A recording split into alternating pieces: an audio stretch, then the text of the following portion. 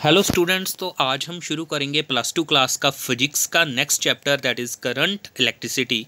तो पहले हमने की थी स्टैटिक इलेक्ट्रिसिटी। स्टैटिक इलेक्ट्रिसिटी में हमने चार्ज को रेस्ट में स्टडी किया था और इस चैप्टर में हम चार्ज के मोशन को स्टडी करेंगे। तो the first topic is electric current. Electric current क्या होता है? It is the rate of flow of charge through any cross section of the wire. किसी वायर की क्रॉस सेक्शन से कितनी रेट से फ्लो कर रहा है चार्ज, उसको हम क्या बोलते हैं? करंट। करंट का जो सिंबल है वो है capital I, just small I हम इसके लिए यूज़ करते हैं, which is equal to the total charge flowing divided by time taken.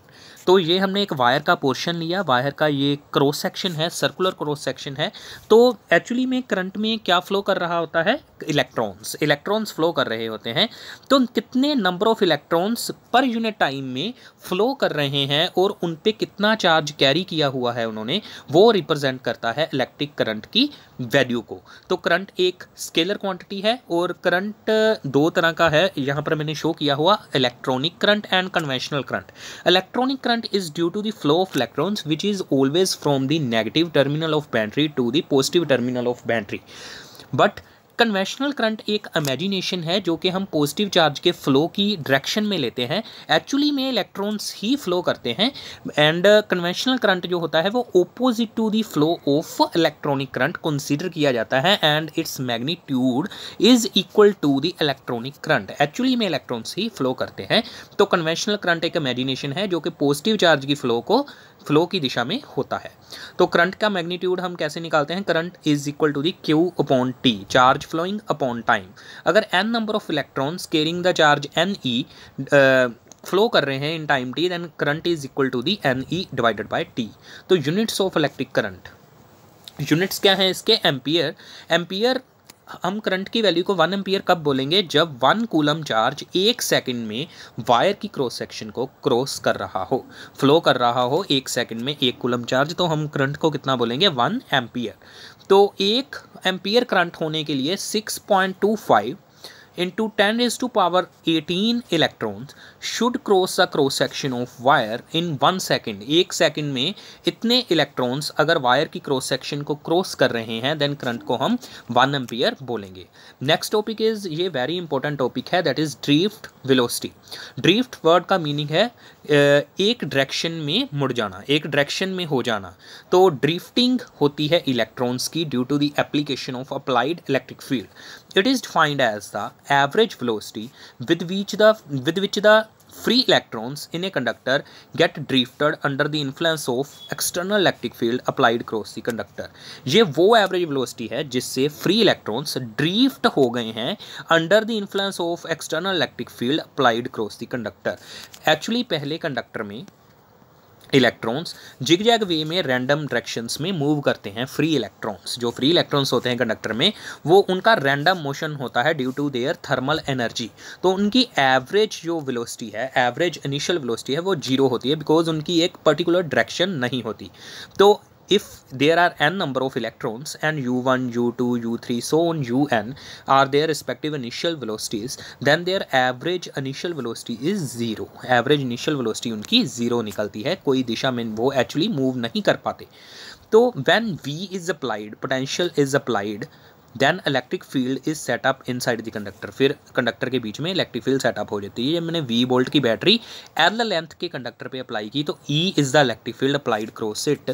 तो इलेक्ट्रिक फील्ड अप्लाई हो जाती है। इलेक्ट्रिक फील्ड किसके इक्वल होती है? Gradient of the potential which is equal to the V upon L। तो ये हमने इलेक्ट्रिक फील्ड अप्लाई कर दी। इलेक्ट्रिक फील्ड इलेक्ट्रॉन्स पे फोर्स लगाती है अपनी ओपोजिट दिशा में। इलेक्ट्रिक फील्ड की दिशा के ओपोजिट डायरेक्शन में फोर्स लगती है इलेक्ट्रॉन्स पर। तो ये इलेक्ट्रोस्टैटिक फोर्स में हमने किया था ना, force is equal to the charge into electric field, वही वाली फोर्स है ये, चार्ज इनटू इलेक्ट्रिक फील्ड। ये नेगेटिव कहाँ से आया? बिकॉज ये फोर्स की डायरेक्शन जो है वो इलेक्ट्रिक फील्ड से ओपोजिट है। तो this force is equal to the m into acceleration. Acceleration इसमें आ गई इलेक्ट्रॉन्स में, मास इंटू एक्सेलरेशन, ये न्यूटन ने बताया था हमें फॉर्मूला फोर्स का, m इंटू ए। तो अब a की वैल्यू कितनी आ गई? -e into capital E divided by m। तो इलेक्ट्रॉन्स जो हैं gets accelerated but gains velocity. ये वेलोसिटी गेन की इलेक्ट्रॉन्स ने but for very short time, बहुत ही कम समय के लिए, बिकॉज कंडक्टर के अंदर होते हैं positive charge ions. Positive charge ions होते हैं जहाँ से इलेक्ट्रॉन फ्री हुआ वहाँ पर बचते हैं पॉजिटिव चार्ज कर्नल्स और चार्ज कैरियर्स होते हैं। जो पॉजिटिव चार्ज आयंस का जो साइज़ है वो बड़ा होता है एज़ कम्पेयर टू इलेक्ट्रॉन्स, तो ये बहुत बड़े होते हैं। तो इलेक्ट्रॉन्स फ्लो करते टाइम इनसे क्या करते हैं, कोलाइड करते हैं और अपनी वेलोसिटी को क्या कर देते हैं, लॉस कर देते हैं, अपनी वेलोसिटी को छोड़ देते हैं। तो जो ये पॉजिटिव चार्ज के बीच में जो जगह है, इतने टाइम के लिए ही इलेक्ट्रॉन्स को एक्सेलरेशन मिल पाती है। तो इस short time period, the time period for which electrons accelerate before it undergo collision with the positive other positive ion is called relaxation time. Relaxation time वो समय है जिसके लिए इलेक्ट्रॉन्स एक्सेलरेट हुए between the two positive ions. तो ये short time जो है इसको रिलैक्सेशन टाइम बोलते हैं। ये जो एक्सेलरेशन है ये इतने टाइम पीरियड के लिए ही मिलती है। इसको हम रिप्रेजेंट करेंगे रिलैक्सेशन टाइम को टाउ से। तो where u is the random thermal velocity, जो इनिशियल वेलोसिटी थी उनकी, collision with positive ion and starts with fresh u. तो जब ये इलेक्ट्रॉन्स एक्सेलरेट होते हैं तो ये वेलोसिटी गेन करते हैं। जब ये जाके नेक्स्ट पॉजिटिव आयन से टकरा जाते हैं तो ये फिर से अपनी initial random thermal velocity u पे ही आ जाते हैं। That means every time they losses their, every collision पे दे लॉसेस देयर वेलोसिटी, ये अपनी वेलोसिटी को लॉस कर देते हैं। Then if tau 1, tau 2, tau 3, so on tau 1 are the relaxation time for the electrons, 1, 2, 3 n electrons का relaxation time है, then their final velocities, जब ये टकराने से पहले इनकी वेलोसिटी जो गेन हो जाएगी एक्सेलरेशन की वजह से, उसका वैल्यू हम इससे निकालेंगे v is equal to the u plus at से। तो ये वेलोसिटीज आ गई v1, v2, v3, vn तक, ये सभी इलेक्ट्रॉन्स की वेलोसिटी है। इन सभी वेलोसिटी का हम क्या करेंगे, average of these velocities is the drift velocity. Because ये वेलोसिटी एक दिशा में है, इलेक्ट्रिक फील्ड की ओपोजिट डायरेक्शन में इलेक्ट्रॉन्स ड्रिफ्ट हुए थे, उसकी ये एवरेज है। तो इसकी हमने एवरेज सोल्व की v1 plus v2 plus v3 so on divided by n। तो इन सभी की वैल्यूज़ पुट कर दी यहाँ पर हमने। तो ये u1 वाली टर्म्स को अलग निकाल लिया, a को कॉमन निकाल लिया और टाउ 1 टाउ 2 को अलग कर लिया। ये जो है tau 1 plus tau 2 upon n is the average relaxation time, average relaxation time है ये। और ये थर्मल वेलोसिटी इनिशियल तो जीरो थी, ये एवरेज तो जीरो थी, ये वाली पहली तो a इंटू टाउ आ गया, a की वैल्यू हमने पुट कर दी, e into capital E divided by m into tau. तो नेगेटिव साइन यहाँ पर क्या रिप्रेजेंट करता है, इलेक्ट्रॉन्स की जो वेलोसिटी है वो opposite to that of electric field होती है। तो ये ड्रिफ्ट वेलोसिटी जो डायरेक्टली डिपेंड करती है टाउ पे, रिलैक्सेशन टाइम पे। और रिलैक्सेशन टाइम किस पे डिपेंड करता है कि शॉर्ट टाइम पीरियड जब जिसके लिए वो इलेक्ट्रॉन्स एक्सेलरेट हुए, एक कोलिजन के बीच वाला टाइम इंटरवल, दो कोलिजन्स के बीच वाला टाइम इंटरवल जिसके लिए इलेक्ट्रॉन्स को एक्सेलरेशन मिली। Then a relation between drift velocity and electric current.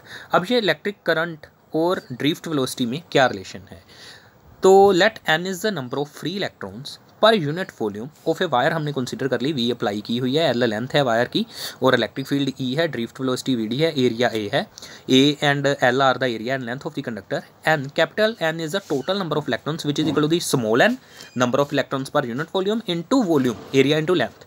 तो ये टोटल नंबर ऑफ इलेक्ट्रॉन्स हो गए। एक इलेक्ट्रॉन पे चार्ज कितना है, E। तो टोटल चार्ज कितना हो गया वायर पे, total charge on free electrons inside the wire is Q is equal to the NaL number of electrons into charge on one electron NaL into E। And time, अब ये कितने time में ये length को L को cross कर जाएंगे, ये L लेंथ को इलेक्ट्रॉन्स कितने टाइम में क्रॉस कर जाएंगे, उस टाइम को हम निकालेंगे ड्रिफ्ट वेलोसिटी से। Velocity is equal to the displacement upon time, displacement upon time, time को इधर ले गए, time is equal to the displacement upon velocity, displacement upon velocity L upon vd। तो हमने I की वैल्यू में, I क्या होती है, I क्या होती है Q upon T, I is equal to the Q upon T, NaLe upon L, L से L कैंसिल किया, NaLe अपॉन L, T की वैल्यू पुट की, ये L अपॉन vd ऊपर आ गया। तो ये हमारा L से L कैंसिल हुआ, तो हमारे पास करंट की वैल्यू क्या आ गई, current is equal to the NaVd into E, NaVd into E। यहाँ ये रिलेशन है हमारा drift velocity and electric current के बीच में। So current is equal to the N into area into drift velocity into charge on a single electron, where N is the number of electrons per unit volume, free electrons per unit volume. यहाँ पर हम drift velocity की value put कर सकते हैं, Vd is equal to the E into e divided by M into tau. तो ये value अगर यहाँ पर पुट करेंगे तो ये रिलेशन ये बन जाएगा। तो इसको हम फाइनली ऐसे भी लिख सकते हैं, current is equal to the current NA E² τ E/m। So this is the relation between the drift velocity and electric current. ये drift velocity and electric current का रिलेशन है। Then next electron, next term है electron mobility. Electron mobility क्या होती है? Drift velocity acquired per unit strength of applied electric field. हमने जब unit strength of electric field apply की कंडक्टर के cross, then drift velocity acquired per unit strength of electric field is the electron mobility. Mu is equal to the VD/E। Mu is equal to the drift velocity per unit strength of electric field. तो I की value हमने की थी NAVD/E। वहाँ पर अगर हम VD की वैल्यू, ड्रिफ्ट वेलोसिटी की वैल्यू पुट कर दें μ/E, तो ये करंट एंड मोबिलिटी में रिलेशन आ जाएगा NA/μE/E। So current and mobility में ये रिलेशन होता है। देन नेक्स्ट, तो आप यहाँ से मोबिलिटी के यूनिट्स भी देख सकते हैं। वेलोसिटी के unit metre per second, electric field के यूनिट वोल्ट पर मीटर, तो ये मोबिलिटी के यूनिट्स बन जाएंगे metre square volt negative per second. Next अब हम करते हैं electric current and current density में रिलेशन। Electric current and current density, current density क्या होती है? J से हम उसको रिप्रेजेंट करते हैं is the I/A। Current flowing divided by per unit area. Current flowing per unit area is called the current density. Current density एक vector quantity है। इलेक्ट्रिक करंट एक स्केलर क्वांटिटी है, करंट डेंसिटी एक vector quantity है। तो अगर हमने small area में से करंट की वैल्यू निकालनी है तो J vector dot DA vector करेंगे, और टोटल करंट निकालने के लिए हम इसकी इंटीग्रेशन करेंगे J vector dot DA vector की। I is equal to the J vector dot DA vector का इंटीग्रेशन।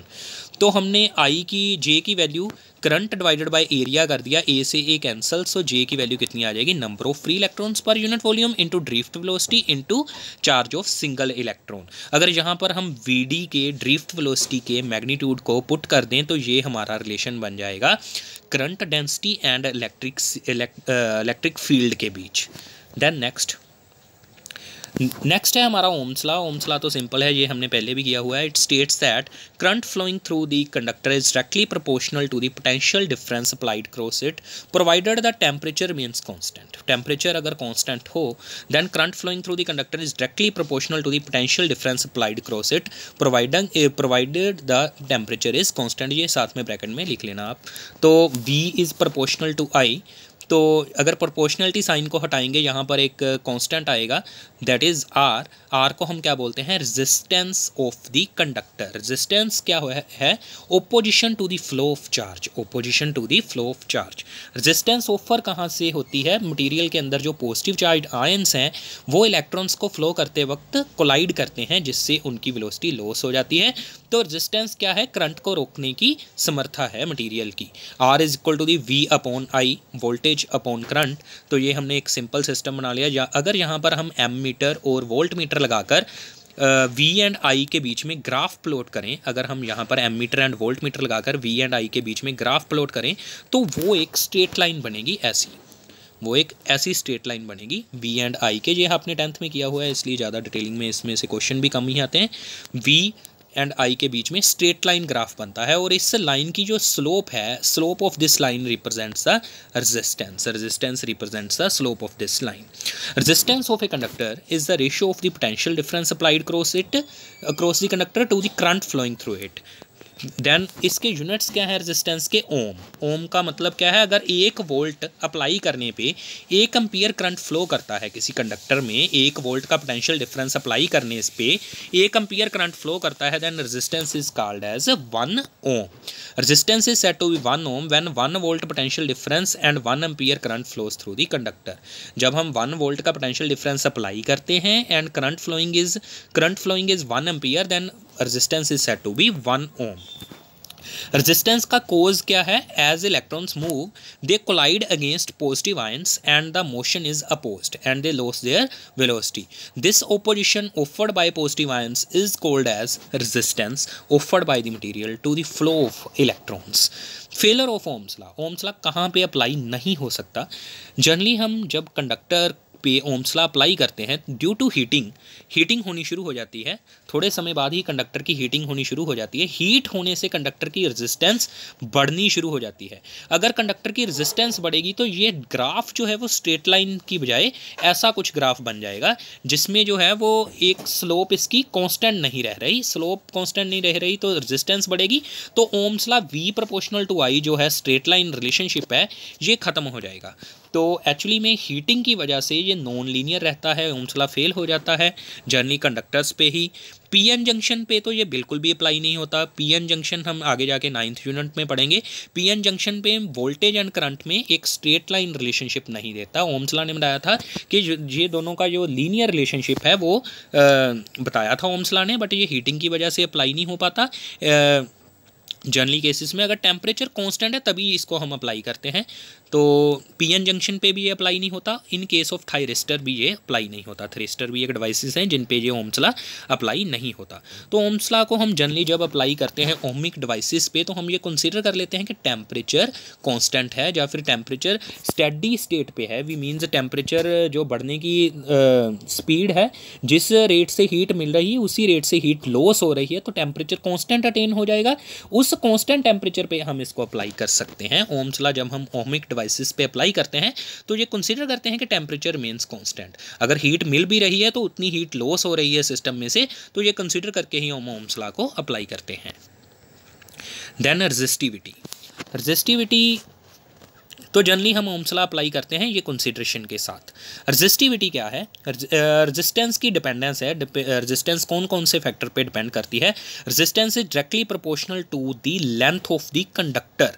जितनी बड़ी लेंथ होगी कंडक्टर की, जितनी ज़्यादा लंबाई होगी वायर की, उतना ही ज़्यादा रास्ता जो है वो तय करना पड़ेगा इलेक्ट्रॉन्स को फ्लो करने के लिए, उतने ज़्यादा कोलिजन होंगे रास्ते में। तो resistance is directly proportional to the length of the conductor. Resistance is inversely proportional to the area of cross section of the conductor. जितनी पतली वायर होगी उतनी ज़्यादा रेजिस्टेंस होगी, जितनी मोटी वायर होगी उतनी कम रेजिस्टेंस होगी। मोटी वायर की रेजिस्टेंस कम क्यों है? बिकॉज ये एक मोटी वायर कंसीडर करते हैं, ये पतली वायर कंसीडर करते हैं। पतली वायर में जो रास्ता है वो छोटा है, इसलिए इलेक्ट्रॉन्स ईजिली कोलाइड कर करके जाएंगे। मोटी वायर में रास्ता बड़ा है तो इलेक्ट्रॉन्स ज़्यादा फ्लो करेंगे, आसानी से फ्लो करेंगे, बिकॉज रास्ता जो है उनको एरिया मिल रहा है फ्लो करने के लिए वो ज़्यादा है। तो एरिया ऑफ क्रॉस सेक्शन के ये इन्वर्सली प्रोपोर्शनल होती है रेजिस्टेंस। तो रेजिस्टेंस दोनों को कंबाइन किया एल अपॉन ए, प्रोपोर्शनलिटी साइन हटाएंगे, यहाँ पर एक कांस्टेंट आएगा जिसको हम रो बोलते हैं, that is the resistivity of the conductor. If L is equal to the 1, area is equal to the also 1, then rho is equal to the R, that is the resistance. Resistivity is the resistance offered by the material when having unit length and unit area of cross section. Resistivity उस conductor की resistance है जिसकी length भी unit हो and area भी unit हो। तो next video में हम रेजिस्टिविटी की डिपेंडेंस को करेंगे। Thanks for watching this video.